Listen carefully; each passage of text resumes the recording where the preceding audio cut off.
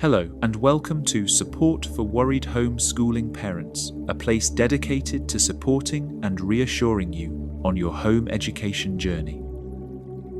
If you've clicked on this video, you're probably feeling uncertain, nervous, maybe even anxious about taking a step into home education and pulling your child out of traditional school. There are so many worries, questions, and doubts. It can be a lonely time full of self-doubt, and it can feel like your child's future is slipping away. The most common worries from parents. Will I be able to provide a full and rounded education for my child? Will their education be recognized and respected? How will they make friends, socialize? What about other benefits gained from school like discipline, work ethic, and resilience? What would homeschooling actually look like day to day? How will they feel about it when they are older? It's completely natural to feel worried about all these things. After all, every parent wants their child to have the tools, knowledge, and confidence to succeed and thrive. Not just academically, but in life itself. You feel these worries because you care deeply, but sometimes some of that fear and anxiety comes from stepping away from the familiar. Think about it. You, your family, friends, and work colleagues almost certainly went to school. Schooling is woven into the fabric of our lives, a shared experience that helps shape who we are. So choosing home education means stepping off a well-worn path and venturing into the unknown. And that can bring up all sorts of feelings: uncertainty, self-doubt, even moments of loneliness. The echoes of the natural fear that comes with change. It's okay to feel this way. Feeling uncertain is part of moving beyond comfort zones. It's a big part of growing, not just for your child, but for yourself too. And while the road ahead might feel unfamiliar, you are not alone. You have this channel, stories and reminders that many parents have felt exactly what you're feeling right now, and have come through the other side with confidence and a deeper connection with their home-educated children. Schooling is a shared chapter in all of our stories, a cultural norm we simply expect. So when you decide to home educate, it's like deciding to bake a cake without a recipe, or worse, without knowing if you have all the ingredients.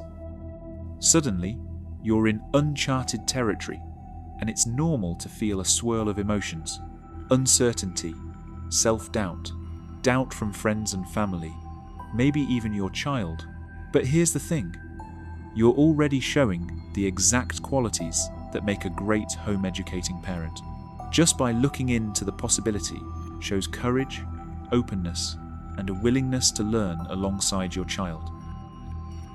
As the philosopher Rainer Maria Rilke put it, be patient toward all that is unsolved in your heart, and try to love the questions themselves. You're not expected to have all the answers right now.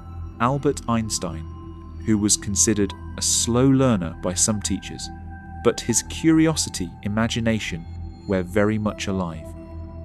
Instead of schools blocking his imagination, he was free to explore his own curiosities, facilitated by supportive parents, and the world of physics was changed forever. Remember, you have an incredible foundation built right inside you, your parental instincts. From the very first moment you held your child, you became their first and most important teacher. You already know how to teach in ways that no classroom ever could, because these lessons come from your heart, not a textbook. That natural wisdom is your greatest resource on this home educating journey. Teaching your child from your own intuition and love encourages them to think freely and develop their unique perspective, the true essence of meaningful education. Feeling uncertain is just a sign you're stepping into something new and meaningful. You've got the strength, the heart, and the smarts to make this work, not because you're perfect, you're human, and you are a parent. Will I be able to provide a full and rounded education for my child? One of the truly wonderful gifts homeschooling offers is customization. Unlike the one-size-fits-all model of traditional schools, homeschooling allows you to design an educational experience that's uniquely suited to your child's individual pace, interests, and strengths. This means you're free to slow down and explore a topic in depth when your child is curious, or to speed up when concepts come quickly. You can weave their passions into lessons, making learning feel less like a chore and more like an exciting adventure, one tailored just for them. When children engage deeply with subjects they love or move fluently through topics they master, they develop a love for discovery that lasts a lifetime. You're not just teaching facts, you're unlocking your child's full potential no test score alone can capture. A rounded education may have to include formal qualifications. The great news is that formal qualifications are absolutely achievable through homeschooling. With proper record keeping, thoughtful portfolios, and standardized testing or other assessments when needed, your child's achievements become clear and respected by colleges and employers alike. In fact, many homeschoolers consistently outshine their school-going peers on standardized exams, not because of rigid schooling schedules or pressure to keep pace with a group, but because their education is tailored closely to their own individual needs, strengths, and passions. Research from the National Home Education Research Institute shows that homeschooled students typically score 15 to 30 percentile points higher on standardized academic achievement tests compared to public school students. On the SAT, for example, the average score for homeschoolers is around 1,190, while public school averages hover closer to 1,060, a significant difference that reflects the deeper engagement and personalized learning homeschoolers experience. Furthermore, homeschoolers have an impressive college acceptance rate of about 87%, well above the 68% rate for public school graduates. They also tend to pursue and succeed in higher education at higher rates, showing that homeschooling prepares students not only to do well on tests, but to continue thriving academically. This isn't just about numbers, it's about the philosophy behind education. As Maria Montessori said, the greatest sign of success for a teacher is to be able to say, "The children are now working as if I did not exist." Homeschooling honors this philosophy by giving children the space to learn deeply and independently, fueled by their own curiosity and supported by you as a guide. You are not just replicating school at home, you're creating an education experience that fits your child like a custom-tailored suit, flexible, comfortable, and designed specifically to help them shine. How will they make friends, socialize? This is one of the most common worries, and it's completely understandable. After all, social skills are a vital part of growing up. But here's an important truth. Socialization is not just about being in a classroom with dozens or hundreds of children all the same age, bouncing balls in a playground. Research shows that children learn social skills best through quality interactions, not quantity. Studies in developmental psychology, like those by Lev Vygotsky and Jean Piaget, highlight that children learn a great deal from interacting with others, especially when those interactions are meaningful and varied. Interestingly, children often learn as much or more by playing, teaching, and exploring alongside younger or older children and even adults than simply mixing with their exact age group. It turns out mixing ages fosters empathy, leadership, collaboration, and emotional intelligence. Think about your own life. You likely have friendships and connections with people of different ages and stages. An understanding aunt, a childhood friend, a neighbor, or a wise grandparent. These diverse relationships deepen your social understanding far beyond what having only same-aged friends might. Also, children naturally learn from one another.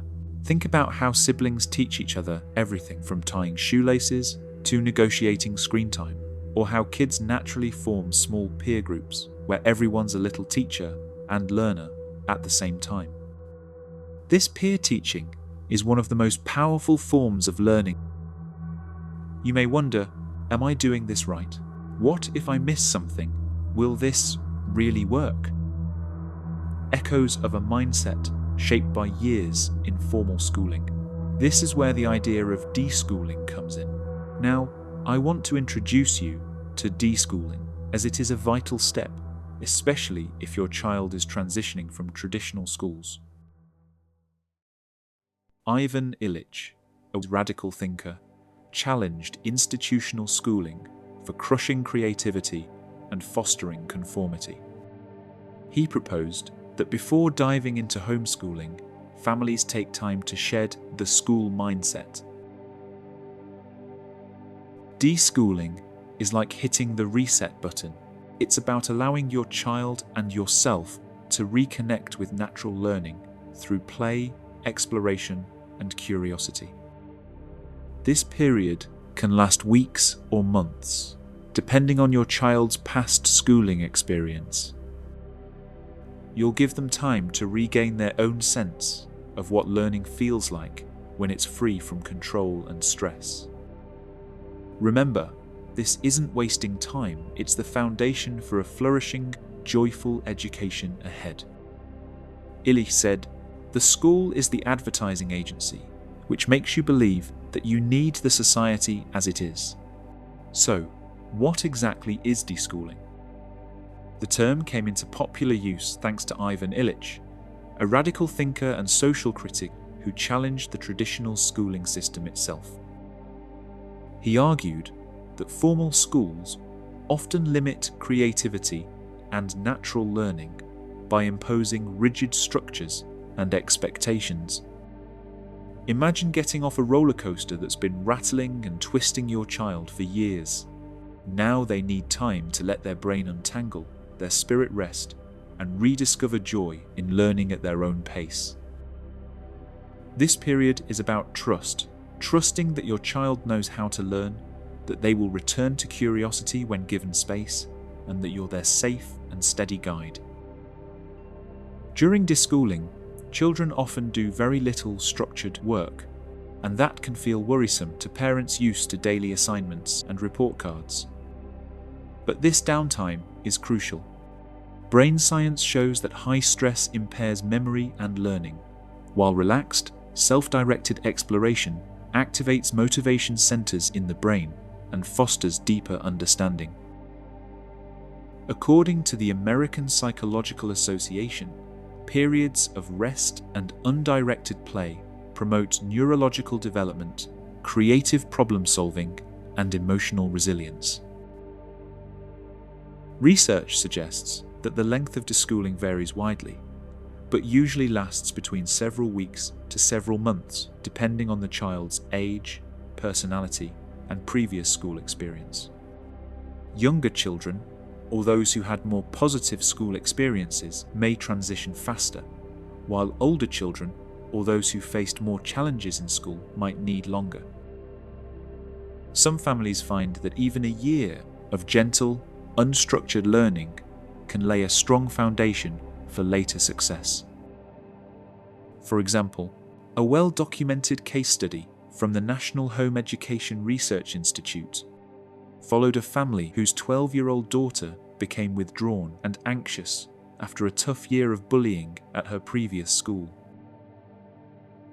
After a 6-month DeSchooling period filled with encouragement to explore nature, art, and play without pressure, she blossomed emotionally and socially. She later began self-directed science projects and creative writing with enthusiasm far beyond what traditional schooling had sparked. DeSchooling is ultimately about building trust. Trusting your child to lead their own learning when ready, and trusting yourself to provide a supportive environment. It requires patience, kindness, and sometimes a good sense of humor when your child spends hours building Lego castles or staring thoughtfully into space. Remember what the education philosopher John Holt said: "Children learn more gracefully and deeply when they learn with joy rather than under pressure." DeSchooling creates the space for that joy to re-emerge. So, during DeSchooling, expect a quiet, sometimes slow period, one that might feel uneasy at times, but is laying a vital groundwork for a flourishing, lifelong love of learning. It's the gift of time, freedom, and trust, a reset for both child and parent alike. While the focus is usually on helping children unwind from the stresses and rigid expectations of school, it's equally important for parents to experience a shift in how they think about learning, teaching, and guiding. For children, DeSchooling can feel like stepping off a crowded, noisy highway onto a quiet, peaceful trail. At first, it might be disorienting after years of schedules, tests, and deadlines. Suddenly, there are fewer instructions and less pressure.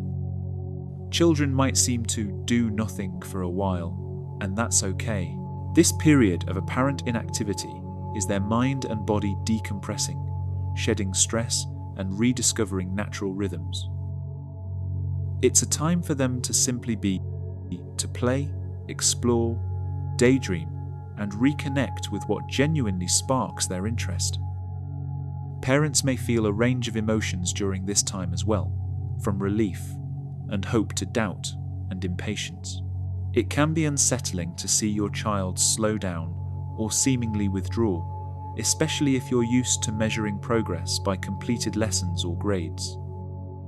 But recognizing DeSchooling as a necessary healing process can help ease these worries. It's a reset button that refreshes the whole family's outlook on learning. The benefits on mental and physical health during DeSchooling are profound. Chronic stress from constant academic pressure can lead to anxiety, sleeplessness, headaches, and even weakened immune systems in children.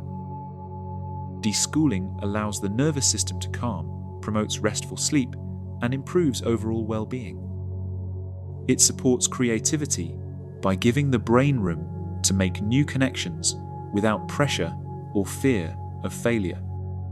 Research in child development consistently shows that relaxed, play-based environments foster emotional resilience and better long-term learning outcomes. For parents, this stage can be a powerful reminder to slow down, listen, and trust. It's also an opportunity to engage in self-care and shed any guilt or perfectionism surrounding homeschooling. As you witness your child's transformation during this time, your own mindset shifts too, from managing schooling to nurturing learning, from controlling outcomes to embracing the process. DeSchooling, then, is not just about backing off. It's about stepping into a new way of nurturing growth, where trust, patience, and curiosity take the lead. Like a gardener who knows after a harsh winter, spring will come with new growth, DeSchooling is the springtime of your family's educational journey. You see, learning is far broader than curriculum and exams. It's about curiosity, exploration, making mistakes, and discovering meaning in the world ideas that John Dewey, the great educational philosopher, championed when he said, "Education is not preparation for life. Education is life itself."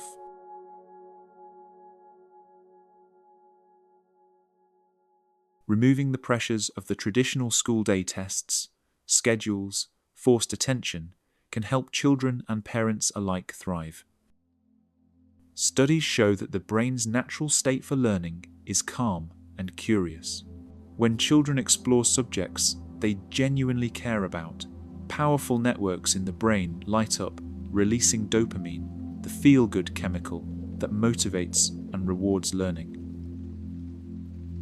On the flip side, the fight or flight stress response triggered by overscheduling or strict expectations narrows focus and impairs executive functions like planning and flexible thinking. Exactly the skills we want children to develop. Adults aren't exempt from this. Research in psychology confirms that shifting mental models, the way we think about education, learning, and ourselves, requires time, space, and patience. Just as your child's brain needs to decompress and rewrite its learning software, your own mindset needs a reboot. Thank you for joining me in Part 1. We've explored common worries, from providing a full education to socialization to the stigma and self-doubt many parents experience. Remember, these feelings are natural, and you're already showing incredible courage and strength just by considering this path. In Part 2, we will dive deeper into learning itself, what it really means, how it works best, what child-led learning looks like in practice. Let's take a moment to breathe and reflect on all you've done so far. You've faced some big questions, wrestled with uncertainty, and begun a journey that not only redefines education, but deepens the connection between you and your child. Science reminds us that learning flourishes when it's relaxed and self-directed. Research from the National Home Education Research Institute shows that homeschoolers often score 15 to 30 percentile points higher on standardized tests and enjoy higher college acceptance rates. These numbers aren't just statistics, they reflect what happens when children learn in ways that match their unique needs and passions. Philosophers like John Dewey understood this long ago. Education is not preparation for life, education is life itself. And as Rainer Maria Rilke encouraged us, be patient toward all that is unsolved in your heart and try to love the questions themselves. Above all, this journey is not about perfection, but connection, discovery, and growth. So hold on to that as you prepare for the next part of this series. Together, we'll explore how learning can be a joyful, child-led adventure filled with curiosity, freedom, and endless possibility.